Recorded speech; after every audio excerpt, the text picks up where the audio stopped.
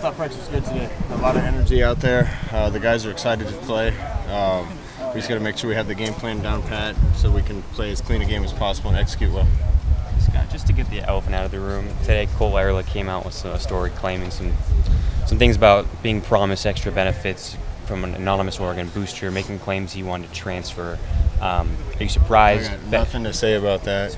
There's a reason everything went down the way it did, and I got nothing to say about Cole. Have you ever had any? I got nothing to say about Cole. Okay. What about with their DBs, the press coverage they play, and with your inexperienced wide receivers? How do you see them going up against that kind of physicality? Well, it's going to be a challenge for our young guys, especially. They've got two really good corners. They do a great job of coaching their corners, and they're going to press us the entire game, and so it's basically one-on-one on the outside. So it's a big challenge for our outside guys to try to win.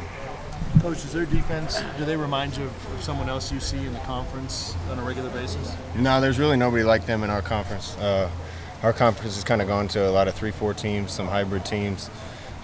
These guys are kind of different than what we face week in and week out. So it's a good challenge for us. Makes it tougher to prepare for them, would you say, from that standpoint? It shouldn't be tougher to prepare for them, except we just don't see 4 down as much as most people, and they play their quarters a little more aggressive and a little different than other people. So it's a little bit different, and there's some quirks to any defense we play.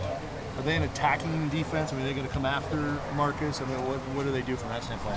Yeah, they don't do a lot of stuff. I imagine we'll get some new wrinkles, but they are what they are. They just know what they're doing. They play fast and they play aggressive. The comparisons to Stanford, are they inaccurate? It seems like everybody wants to compare Michigan State to Stanford. I think the only comparison, the only similarity really is that they're both really physical teams.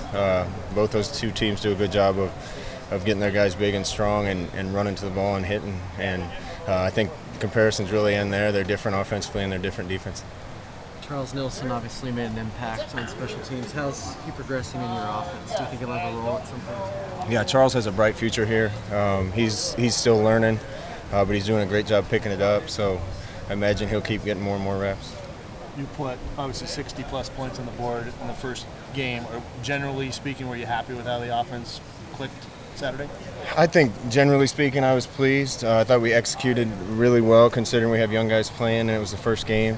This is going to be an entirely different test. I think South Dakota is a good team. I think they're going to win a lot of games from 1AA, but obviously this is a little bit different level of opponent.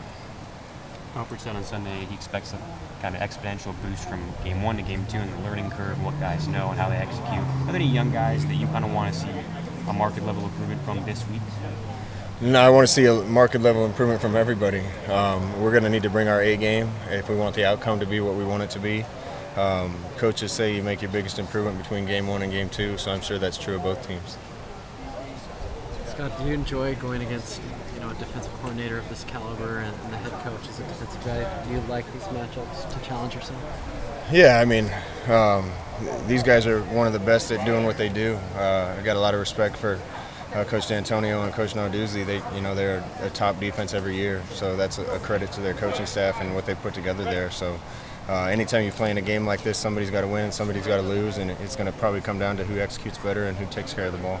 I know you watch film, obviously, on them and their opponents, but do you pick up the phone and call, guys on other opposing staffs to try to, do some recon that way on how they attack that defense, that sort of thing, or how do you handle that?